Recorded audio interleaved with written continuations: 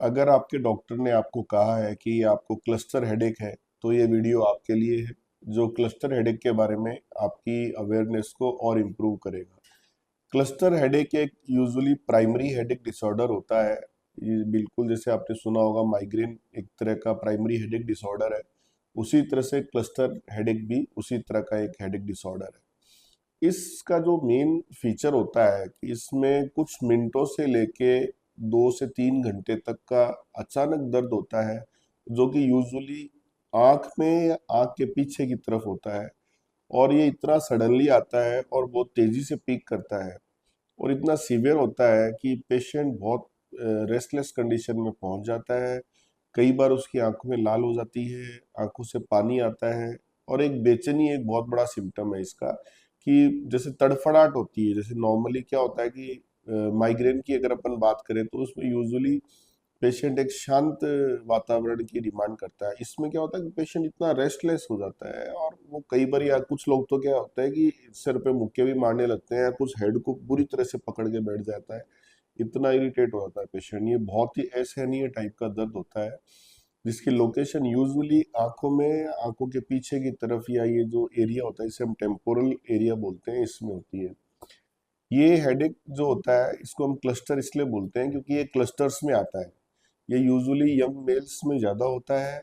और क्लस्टर्स में आने का मतलब ये होता है कि जैसे एक क्लस्टर आया तो मान लो 15 दिन चला, 20 दिन चला या 2 महीने चला, उसके बाद ये साल भर नहीं आएगा या नेक्स्ट क्लस्टर कब आएगा ये अपन नहीं बता सकते। लेकिन ये टुकड़ों में आता है, एक सर्टेन कुछ दिनों तक चलेगा, फिर गायब हो जाएगा, फिर कुछ महीनों बाद फिर से आएगा। और यूजुअली हेड के एक ही तरफ होता है। कुछ केसेस में ये रात को नींद से भी जगा देता है। इसका मतलब साइड लॉक्ड भी होता है ये अक्सर, और कई बार टाइम लॉक्ड भी होता है कि रात को एक विशेष उसी समय पे ही अचानक दर्द पैदा होता है। जितनी तेजी से ये आता है उतनी तेजी से ये गायब भी हो जाता है। ये भी एक बहुत इंपॉर्टेंट चीज है जो इसको माइग्रेन से डिफरेंशिएट करती है। जो इसका ड्यूरेशन होता है वो कुछ मिनटों से लेके, जो मैंने बताया, 2 से 3 घंटे तक हो सकता है। ये दिन में कई बार भी आ सकता है। माइग्रेन वाला हेडेक जो यूजुअली अगर शुरू होता है तो वो यूजुअली 5-6 घंटे 8 घंटे लगातार धीरे धीरे करके, मतलब उसका थोड़ा सा प्रेजेंटेशन अलग होता है। कुछ पेशेंट में क्लस्टर हेडेक और माइग्रेन साथ भी मिल सकते हैं।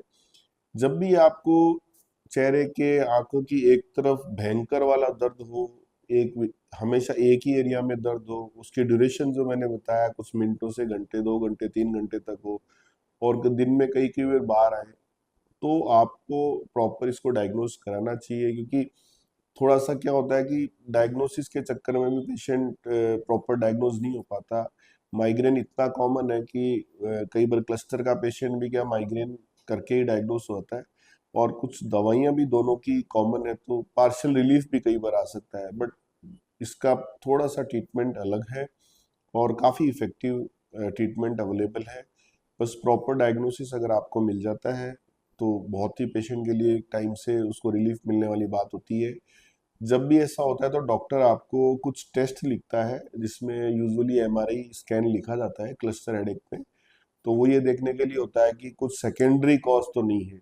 जैसे ही खासकर क्लस्टर हेडेक की बात करें तो हमारी जो पिट्यूटरी ग्रंथि होती है उसके आसपास के जो कोई ट्यूमर वगैरह है या उसकी कोई पैथोलॉजी हमें यूजुअली इसमें हमें रूल आउट करनी होती है।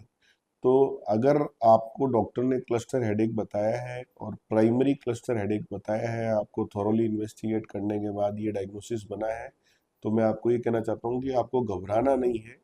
ये ट्रीटेबल है और इसका इफेक्टिव ट्रीटमेंट अवेलेबल है।